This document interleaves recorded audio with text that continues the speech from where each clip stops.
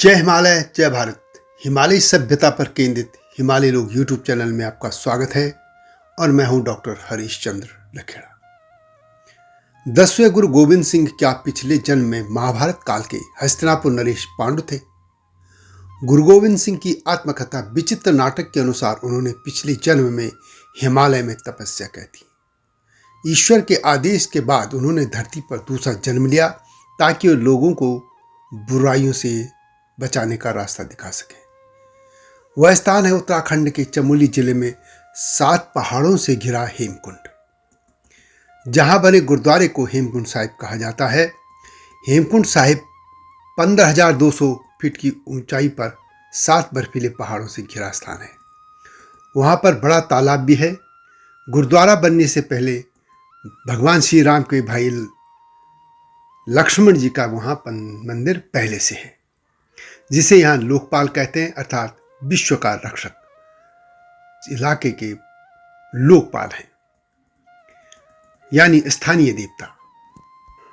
गुरु गोविंद सिंह जी की आत्मकथा में वर्णन मिलता है कि कुरुवंश के नरेश पांडु इस स्थान पर योग अभ्यास करते थे, जबकि हिंदू ग्रंथों के अनुसार यहाँ पांडु जो थे नरेश, हस्तिनापुर नरेश, उन्होंने तपस्या की थी और पांडवों का उत्तराखंड के पग पग पर उनकी स्मृतियों के निशान बचे हैं।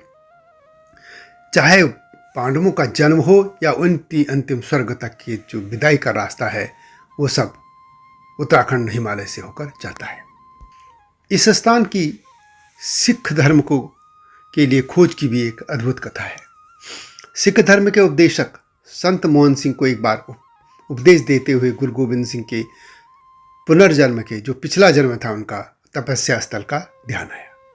उनके मन में इस जगह को खोजने की इच्छा जागृत हुई और खोजबीन के बाद उन्हें अपने गुरु के पवित्र स्थल के दर्शन मिले और इस कार्य में उन्हें स्थानीय लोगों ने भी मदद की थी। जैसा कि मैंने पहले कहा कि उस स्थान को पहले भी लोकपाल कहा जाता था और स्थानीय लोग आज भी उसे लोकपाल ही कहते हैं। लोकपाल यानी विश्व का रक्षक होता है। कहा जाता है कि लोकपाल वही स्थान है जहाँ लक्ष्मण जी ध्यान में बैठ गए थे। इस मंदिर को लेकर कई मान्यताएं भी हैं। पहली मान्यता के अनुसार लक्ष्मण जी शेषनाग के अवतार हैं। शेषनाग 7 सिर वाले सांप हैं और मान्यता है कि लोकपाल झील में वे तपस्या करते थे और भगवान विष्णु उनकी पीठ पर आराम करते थे। दूसरी मान्यता के अनुसार लंका नरेश रावण के पुत्र मेघनाथ के साथ युद्ध में घायल होने पर लक्ष्मण जी को लोकपाल झील के किनारे लाया गया था। यहाँ हनुमान जी ने उन्हें संजीवनी जो बूटी दी थी और वे ठीक हो गए थे। इसके बाद देवताओं ने आसमान से फूल बरसाए थे, जिसके बाद यहाँ फूलों की घाटी बनी। यहाँ ये बगल में ही उसके जो हेमकुंड साहिब है उसके थोड़ा आसपास ही यह फूलों की घाटी है, जिसे वैली ऑफ फ्लावर्स भी कहते हैं। इस लक्ष्मण मंदिर में भ्यूंडार गांव के लोग आज भी पूजा करते हैं। यह मंदिर हेमकुंड साहिब परिसर में ही मौजूद है। एक अन्य मान्यता के अनुसार यह मंदिर ठीक उसी स्थान पर है जहां लक्ष्मण जी ने रावण के बेटे मेघनाथ को मारने के बाद अपनी शक्ति वापस पाने के लिए तपस्या की थी। इसी स्थान पर पांडु नरेश ने भी तपस्या की थी। इस तरह हम ये कह सकते हैं कि सतयुग में लक्ष्मण जी यहाँ आए थे और फिर द्वापर में पांडु यानी हस्तिनापुर नरेश, पांडु नरेश ने यहाँ तपस्या की थी। तो यह कह सकते हैं कि यहाँ पे 2 महामानव, 2 देवतुल्य लोगों ने तपस्या की थी। एक थे हस्तिनापुर नरेश पांडु और उनसे पहले भगवान श्री राम के अनुज भगवान लक्ष्मण। चमोली जिले में ही एक स्थान है योग ध्यान बद्री, और वहाँ पर मान्यता है कि 5 पांडवों का जन्म वहीं हुआ था। बहरहाल अब बात करते हैं हेमकुंड साहिब की। 10वें और अंतिम गुरु गोविंद सिंह का जन्म संवत 1723 विक्रमी की पौष सुदी सप्तमी अर्थात 22 दिसंबर 1666 ईस्वी को चाणक्य और चंद्रगुप्त मौर्य की प्राचीन नगरी पाटलिपुत्र में हुआ था, जिसे अब पटना कहा जाता है। गुरु गोविंद सिंह जी ने स्वयं अपने जन्म के संदर्भ में कहा है कि हम यह काज जगत मोह आए, धारम हेतु गुरुदेव पठाए, जहाँ तहाँ तुम धारम बिथारो, दुसट देखियानी पखली पछारो, याई काज धरा हम जन्म, समझ ले साधु सब मनम, धर्म चलावन संतो बारन, दुसट सभन को मूल उदाहरण। वास्तव में उस कालखंड में क्रूर, आर्तत्यायी व धर्मांध मुगल औरंगजेब की धर्मांधता और आतंकवादी हरकतों से हिंदू समाज की रक्षा के लिए दो महान राष्ट्र नायकों ने दायित्व ग्रहण किया। एक थे मराठा वीर शिवाजी और दूसरे पंजाब के दशमेश गुरु गोविंद सिंह जी।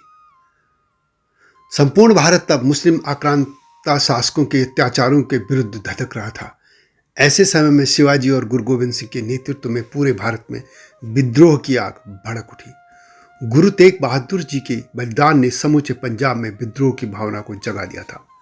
पंजाब की वीर जातियों की इस प्रतिकार की भावना को दिशा देने के लिए मात्र 9 वर्ष की अल्पायु में ही बालक गोविंद राय को गुरुपद का उत्तरदायित्व ग्रहण करना पड़ा। उस समय वे केवल वही थे जो उस प्रतिकार की भावना के विद्रोही शुरू का नेतृत्व कर पाने में सक्षम थे। यही से बालक गोविंद राय का जीवन गुरु गोविंद सिंह की साधना के रूप में परिवर्तित हो गया।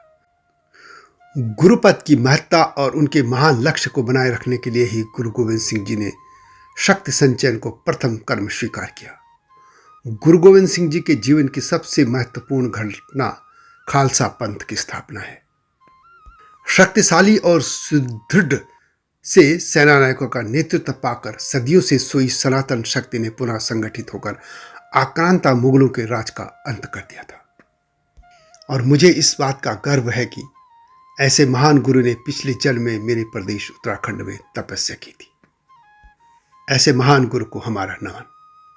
तो यह थी गुरु गोविंद सिंह जी और हेमकुंड साहिब तथा लोकपाल मंदिर की गाथा।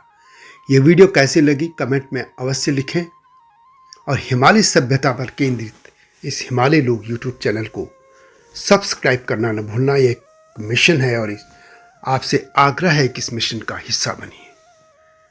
हम संपादकीय न्यूज चैनल भी है हमारा, समसामयिक समाचारों का विश्लेषण उसमें होता है, उसको भी अवश्य देखिएगा, सब्सक्राइब कीजिएगा। वीडियो अच्छी लगे तो शेयर भी अवश्य कीजिएगा, यह आपसे आग्रह है। अगली वीडियो की प्रतीक्षा कीजिए। तब तक जय हिमालय, जय भारत।